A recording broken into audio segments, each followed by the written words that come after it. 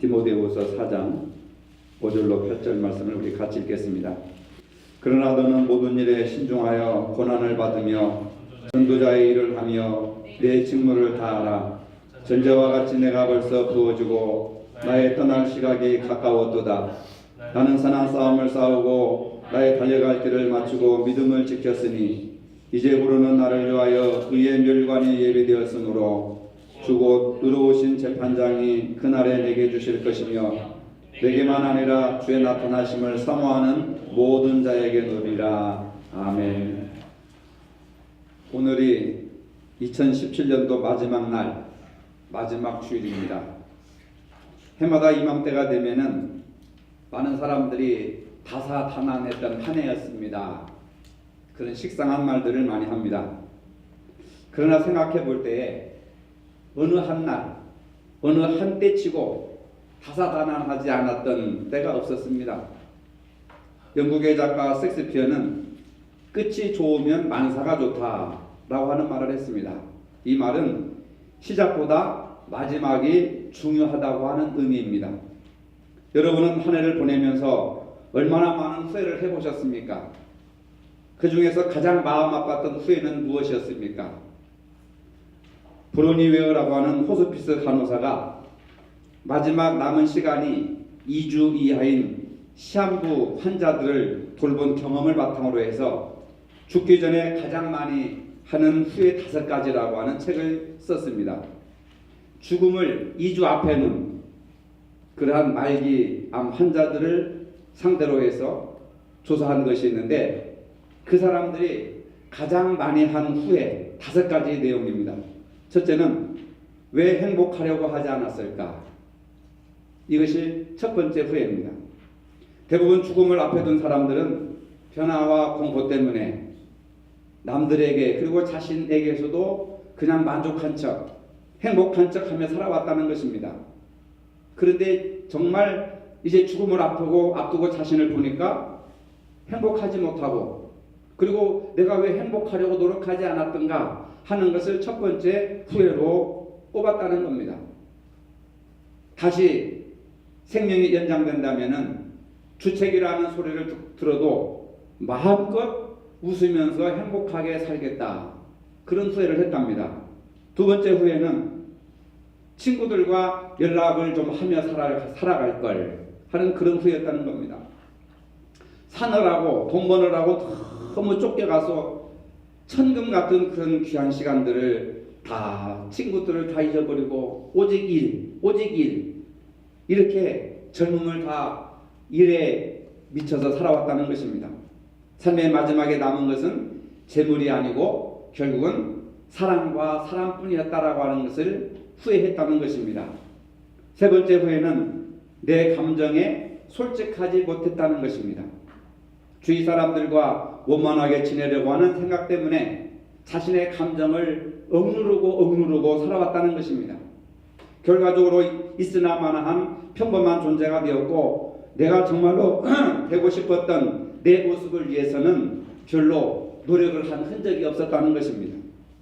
그러다 보니까 당연히 분하고 억울한 마음이 쌓였고 그 분하고 억울한 마음이 결국은 암이라고 하는 병을 가져오게 되었다 하는 것을 후회했습니다. 네 번째 후회는 그렇게까지 열심히 일할 필요가 없었었는데 내가 너무 일에 미쳤었구나, 일에 중독이 되었었구나 하는 것을 후회했다는 것입니다.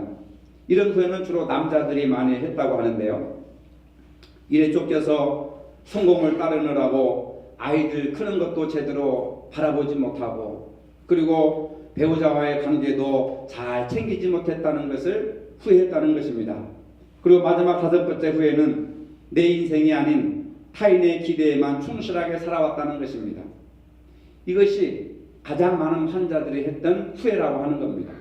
다람쥐 쳇바퀴 돌듯이 생활에 찌들어서 산 것을 가장 뼈저리게 후회했다고 하는 그러한 내용이 있습니다.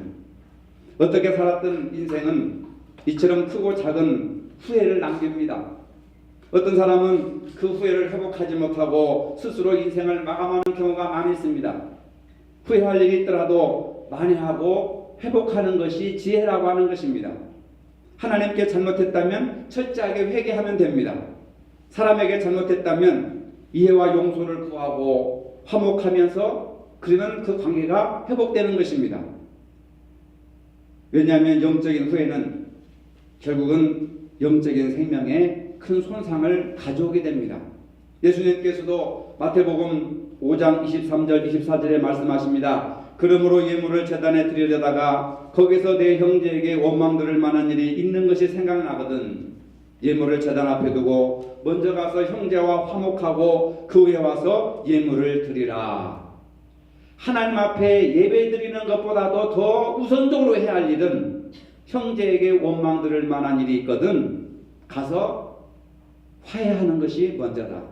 그리고 와서 예배를 드리는 것이 그 후에다. 이렇게 말씀을 하고 있습니다. 요한계시록 2장 5절에서도 요한은 에베소 교인들에게 말씀하십니다. 그러므로 어디서 떨어졌는지를 생각하고 회개하여 처음 행위를 가지라. 만일 그리하지 아니하고 회개하지 아니하면 내가 내게 가서 내 촛대를 그 자리에서 옮기리라. 이런 아주 무시무시한 말씀을 하고 있습니다. 후회를 남길 때는 육신적인 것이거나 영적인 삶에서 하나님의 징계를 면할 수 없다고 하는 사실입니다. 오늘 본문에 보면은 사도 바울도 자신의 인생을 회고하고 있습니다. 그가 산 인생은 우리가 잘 아는 바처럼 하나님의 영광을 위한 길로 살았습니다. 성령의 이끌림을 받은 삶을 살았습니다. 복음을 위한 헌신의 삶을 살았습니다. 바울도 인간이기 때문에 이제 머지않아 죽음이 다가오고 있다는 것을 알게 되었습니다. 오늘 본문의 6절처럼 전제와 같이 내가 벌써 부어주고 나의 떠날 시각이 가까웠도다. 죽을 날이 가까웠도다 라고 하는 것을 깨달았다는 겁니다. 전제라고 하는 것은 유대 제사법에서 일반 제물에 부어지는 포도주와 같은 액체 제물을 의미하는 것입니다. 자신의 전제와 같이 제물에 부어졌다고 하는 것은 이제 육체에 남긴 모든 에너지가 다 소진한 상태, 곧 죽음이 임박한 상태가 되었다는 것입니다. 이어서 7, 8절에서 그렇기 때문에 앞으로 어떻게 살아야 되느냐? 나는 선한 싸움을 싸우고 나의 달려갈 길을 마치고 믿음을 지켰으니. 여러분, 금년 한 해 동안 우리가 얼마만큼 믿음을 지키기 위해서 선한 싸움을 싸우고 달려갈 길을 달려왔는가? 바울은 선한 싸움을 싸우고 열심히 달려온 그 목적이 뭐냐? 믿음을 지키기 위한 것이었다는 겁니다. 재산을 지키는 것이 아닙니다. 명예를 지키기 위한 것이 아닙니다. 하나님 앞에서 주 예수 그리스도 앞에서 사도로서 신실하게 행해야 될 믿음을 지키기 위해서 선한 싸움을 싸우고 달려갈 길을 달려왔다는 겁니다. 이제 우리는 나를 위하여 의의 면류관이 예비되어 있다 하는 소망을 갖게 됩니다. 사도 바울은 인생의 마지막 시점에 와서 지난 날을 회상하면서 후회 없이 살았다고 말하고 있습니다. 바울은 인생을 싸움이나 마라톤에 비유하고 있습니다. 다른 이유가 있을지 모르지만은 싸움이나 마라톤으로 비유한 것은 뭐냐? 인생에서 가장 중요한 것은 인내다. 신앙생활에서 가장 중요한 것은 인내다라고 하는 것을 강조하기 위해서 이런 비유를 들었던 것입니다. 경주에서 제일 중요한 것은 인내심입니다. 아무리 어렵고 힘든 시간이 다가와도 포기하지 않는 것. 그런데 인내의 근거는 희망이고 즐거움입니다. 희망이 있는 한 사람들은 결코 삶을 포기할 수가 없습니다. 우리들에게도 사라지지 않는 희망이 있습니다. 가져야 할 희망이 있습니다. 뜨거워져야 할 희망이 있습니다. 바울이 말한 대로 의의 면류관이 우리를 기다리고 있기 때문에 그렇습니다.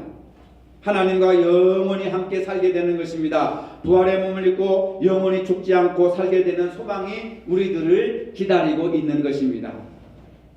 질병도 가난도 실패도 심지어는 죽음까지도 그리스도인들이 가지고 있는 소망을 빼앗을 수 없습니다. 예수님은 나는 부활이요 생명이니 나를 믿는 자는 죽어도 살겠고 살아서 믿는 자는 영원히 죽지 아니하리라. 부활에 대한 확실한 소망을 우리에게 말씀해 주고 있습니다. 우리는 아직 목표점에 이르지 못하고 있습니다. 바울처럼 뒤에 있는 것은 잊어버리고 앞에 있는 것을 잡으려고 표대를 향하여 달려가고 있는 과정 중에 있습니다. 교회 안에서 신앙생활은 끝나는 것이 아니라 진행형입니다. 계속해서 믿음의 선한 싸움을 싸우고 있는 중이고 그리고 지금 표대를 향하여 달려가고 있는 중입니다. 지난 년 동안 우리는 힘차게 달려왔습니다. 신앙의 결국은 우리의 표대이신 예수 그리스도라는 것을 믿으시기를 바랍니다. 끝까지 포기하지 않고 소망의 인내를 가지고 선한 싸움을 싸우고 다름질을 계속해야 하는 것입니다. 또한 인내도 중요하지만은 목적과 방향이 중요하다는 겁니다. 권투 선수가 목표 없이 허공에다가 주먹질을 해도 소용없습니다. 달리기 선수가 목표도 모르고 방향도 모르고 아무리 빨리 지나가도 그 경기는 인정받지 못합니다. 인생 경주에서 목표와 방향 없이 되는 사람은 아무것도 이룰 수가 없습니다. 신앙도 그렇고 공부도 그렇고 사업도 그렇고 개인적인 어떤 생활도 그렇고 목표와 방향이 올바르게 설정되어 있을 때에 그것을 이루기 위해서 열심히 달려가는 겁니다. 근데 사람들은 인생의 목표와 방향을 잘못 정하고 있습니다. 쾌락주의의 목표를 정하고 황금 만능주의의 목표를 정하고 이기주의의 목표를 정하고 잘못된 방향으로 목표를 정하고 열심히 살아가고 있는 사람들을 보게 됩니다. 미국의 리 워런 목사는 오래전에 목적이 이끄는 삶이라고 하는 아주 유명한 책을 발간했습니다. 이 책에서 인생의 5가지 중요한 목적을 말하고 있습니다. 그 5가지는 첫째, 예배와 공동체. 성도들은 예배를 중요시 여기고 교회라고 하는 공동체를 중요시 여겨야 된다. 그리고 그리스도를 닮은 삶을 살아야 된다. 예수 그리스도를 목표로 삼고 예수 그리스도를 방향으로 삼고 그리스도를 닮아가는 삶을 살아야 된다는 겁니다. 세 번째는 서로 발을 씻겨주듯이 서로 섬기는 삶을 살아야 된다. 그리고 마지막으로 선교. 해외에 가난한 사람들을 선교하는 이 선교. 이것이 바로 목적이 되어야 된다는 겁니다. 이 5가지 목적이 자기의 인생을 끌고 가는 동력이 된다는 겁니다. 한마디로 요약하면은 무작정 출세하고 성공하려고 하는 것이기보다는 하나님 사랑과 이웃 사랑을 실천하며 사는 것이 인생의 바른 목표를 정하는 것이다. 오늘 저와 여러분들에게 이러한 목표가 있어야 될 줄로 믿으시기를 바랍니다. 사도 바울은 후회하지 않기 위해서 중요한 또 한 가지 요소가 있음을 우리에게 가르쳐주고 있습니다. 본문 8절에서 이제부로는 나를 위하여 의의 면류관이 예비되어 있으므로 주곧 의로우신 재판장이 그날에 내게 주실 것이며 내게만 아니라 주의 나타나심을 사모하는 모든 자에게도 의의 면류관이 예비되어 있다 하는 그런 겁니다. 나이가 들면서 사람들의 관심은 온통 노후 대책에 있습니다. 저도 노후 대책을 걱정하고 있는 사람 중에 하나인데, 그래서 재산을 모으고 건강관리를 하면서 어떻게 노후를 설계할 것인가 노후 준비를 열심히 합니다.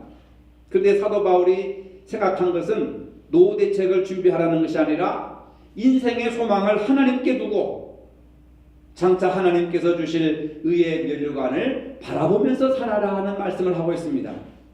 바른 목표를 세우고 살다 보니 곁길로 갈 시간이 없습니다. 아까운 시간을 허비할 시간이 없습니다. 오직 예수 그리스도를 향하여 표대를 향하여 달려가는 일밖에 다른 할 것이 없는 겁니다. 여러분은 무엇을 위해 달려왔습니까? 그리고 앞으로 무엇을 위해 남은 인생 달려가시겠습니까? 인생에서 시작보다 마무리가 중요합니다. 나중에 주님 앞에 섰을 때 잘하여도다 착하고 충성된 종아, 내가 적은 일에 충성하였음에 내가 많은 것을 내게 맡기리니 내 주인의 즐거움에 참여할지어다. 칭찬 듣는 저와 여러분들이 되시기를 바랍니다. 오스카 신들러라고 하는 사람은 독일 나치 당원이었는데 사업을 잘하는 재능이 있었습니다. 그래서 2차 세계대전 그 전쟁의 과정 속에서도 엄청난 돈을 많이 벌어들였습니다. 유대인들을 값싸게 이렇게 사가지고 수천 명을 직공으로 이렇게 부리면서 엄청난 부를 누렸습니다.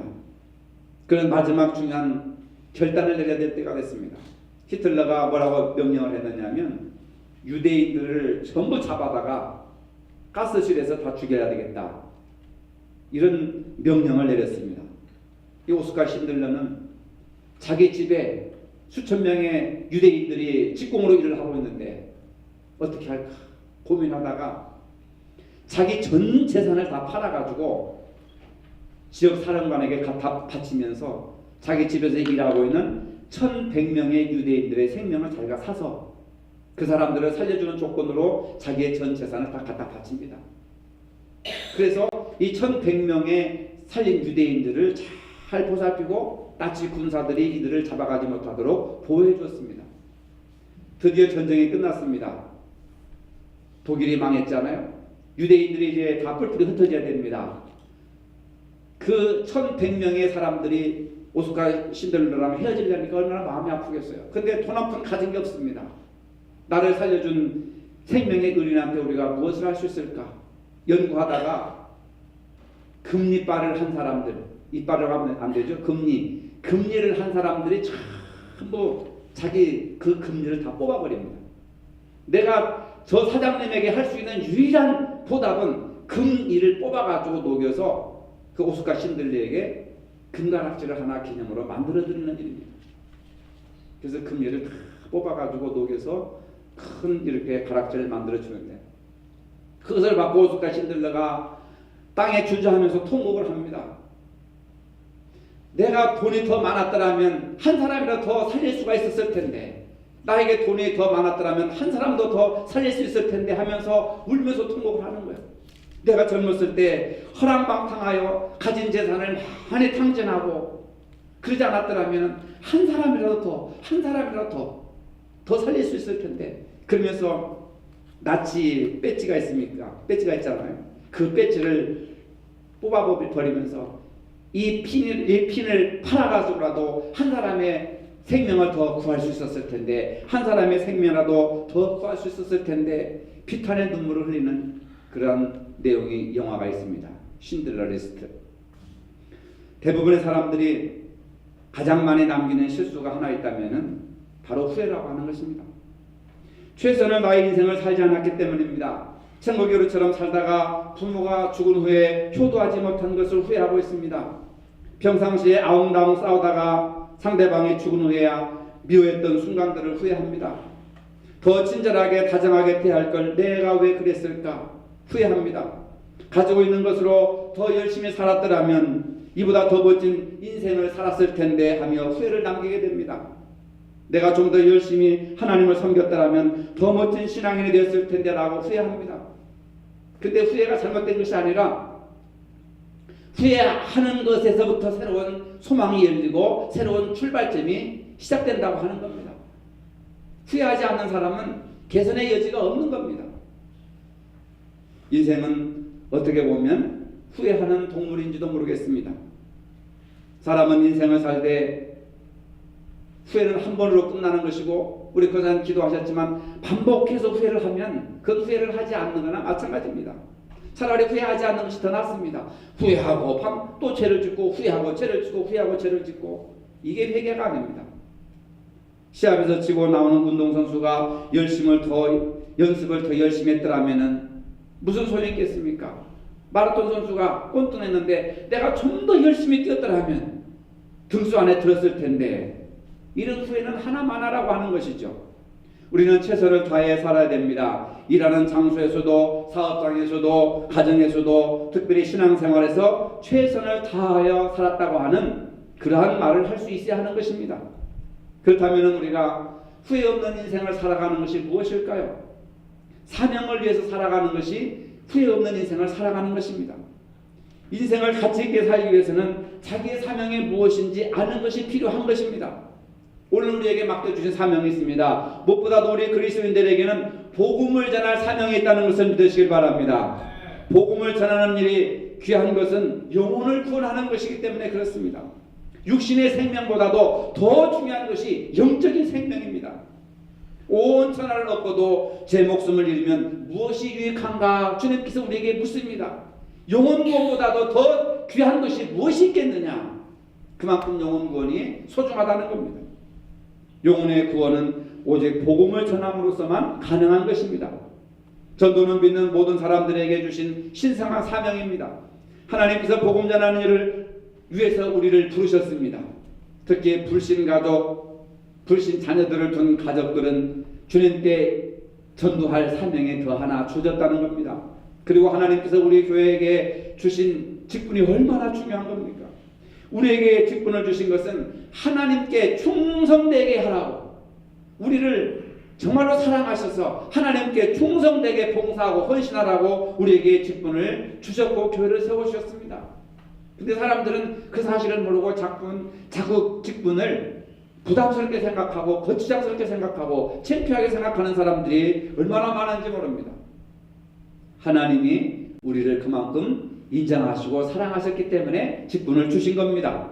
감사함으로 우리가 충성해야 됩니다. 주님의 몸된 교회에서 받은 직분은 세상의 직분과 비교할 수 없을 만큼 영광스러운 그런 자존감을 우리가 가져야 되는 겁니다. 우리는 예수님의 죽음과 부활로 인해서 은혜에 빚진 사람들입니다. 은혜에 빚진 우리가 최우선적으로 해야 할 것은 복음을 전하는 것입니다. 예수님이 우리를 천하보다 귀하게 여기셨던 것처럼 우리도 그렇게 사랑하며 전도하는 삶, 이것이 우리에게 주어진 사명이기 때문에 이것을 위해서 믿음의 선한 싸움을 싸우고 이것을 위해서 달리기는 마라토너 선수처럼 열심히 달려서 예수 그리스도께로 우리가 그 사람들을 인도해야 된다는 겁니다. 오늘 본문에서 바울은 인생이라고 하는 것을 싸움과 마라톤에 비유하였습니다. 그만큼 치열한 인내와 자기와의 싸움이 필요했던 것입니다. 신앙생활도 바로 이런 자세가 중요합니다. 릭 워런 목사의 말처럼 예배와 공동체, 그리스도를 닮아가는 삶, 섬김, 선교, 이것을 인생의 목표로 삼으시기를 바랍니다. 이러한 영적인 가치를 위해 달려가시기를 바랍니다. 올바른 목적과 방향을 정하시고 사시기를 바랍니다. 자기 사명의 길을 바로 갈 때 후회 없는 인생을 살게 되는 것입니다. 우리 모두 맡은 바 직분을 충성되게 감당하여 후회 없는 인생을 살아가야 될 줄로 믿으시기를 바랍니다. 거룩하신 아버지, 2017년 마지막 주일을 맞이하며 지난 1년을 살면서 정말 후회하지 않을 수 있는 삶을 살았는지 이 시간 겸손하게 성찰할 수 있는 시간이 되게 하여 주시옵소서. 평생을 후회의 반복 속에 살지 말고 이제는 올바른 목적과 방향을 정하고 남은 세월 값지게 살아갈 수 있는 은혜를 더하여 주셔서 하나님 앞에 섰을 때 착하고 충성된 종아, 잘하였다고 칭찬받는 저희 모두가 되게 하여 주시옵소서. 예수님의 이름으로 기도합니다. 아멘. 이제는 우리 주 예수 그리스도의 은혜와 하나님 아버지의 무한하신 사랑과 성령의 교통하심이 후회 없는 인생을 살기를 원하는 모든 성도들 머리 위에 이제로부터 영원토록 함께 하시기를 축원하옵나이다. 아멘.